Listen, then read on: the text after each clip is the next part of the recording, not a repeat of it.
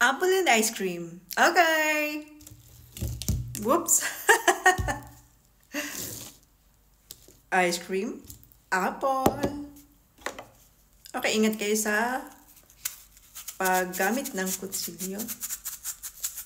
Hatiin lang natin ito. Follow nyo ako sa YouTube, saka sa Facebook. Thank you.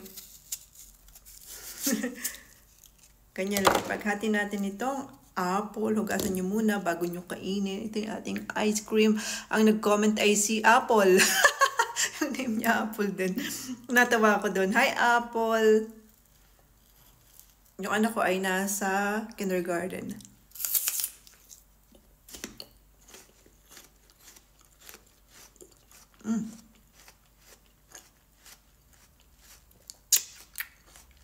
Sarap.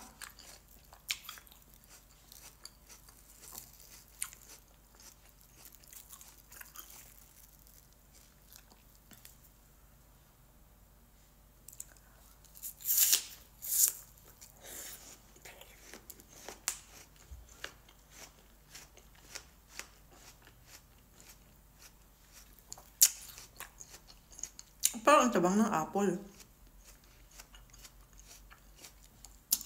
Kasi siguro ang tamis ng ice cream.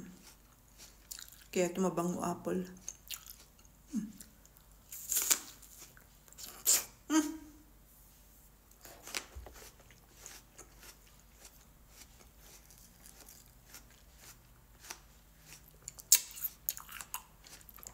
Sarap. Pwedeng pang snack.